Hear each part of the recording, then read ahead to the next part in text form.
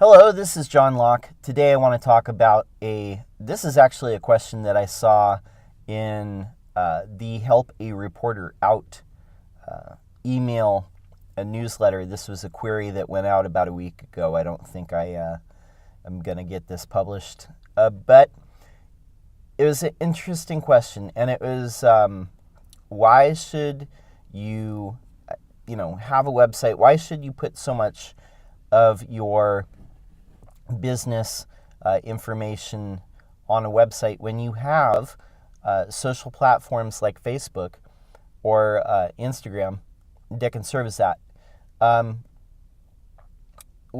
Yesterday was March 13th, 2019, and for a considerable part of the day, Facebook and their family of apps, which include Instagram and WhatsApp, were all down.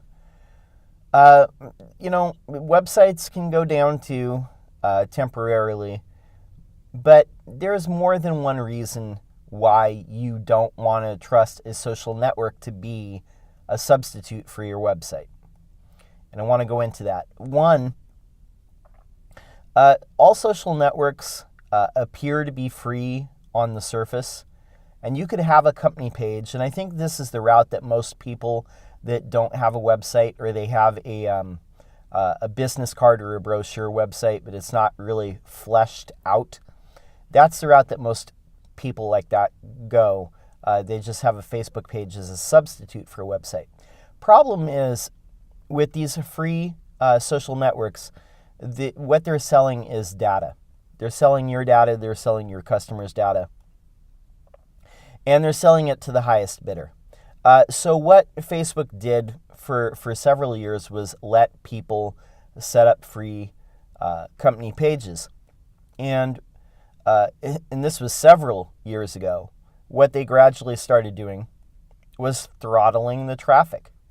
So you could have 10,000 people liking your page, but if you publish something, 10,000 people sure as heck weren't going to see it. It would be more like a few hundred.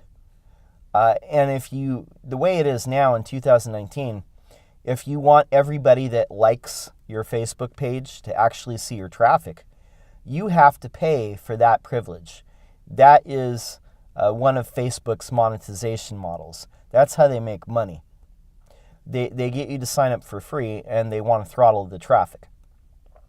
Instagram right now, great platform, I guess, but if you really want to check out a better platform for sharing pics, I'll talk about that in a minute. But a lot of people are complaining about Instagram right now because there are so many ads on Instagram.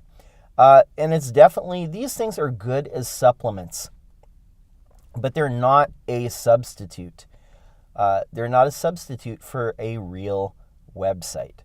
With a real website, you can control the flow of traffic to your site. It's never throttled. It's never filled with ads.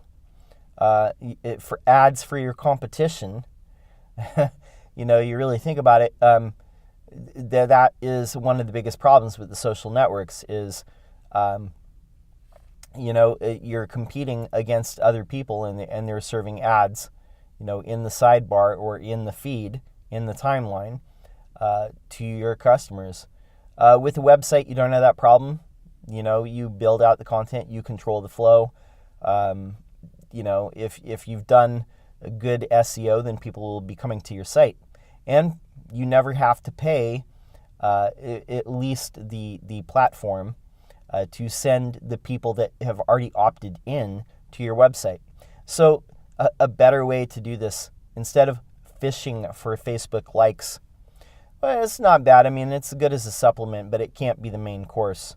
A better way would be to set up a website and have an email sign up on there to where you have control over your email list. Your email list is the one thing that you control.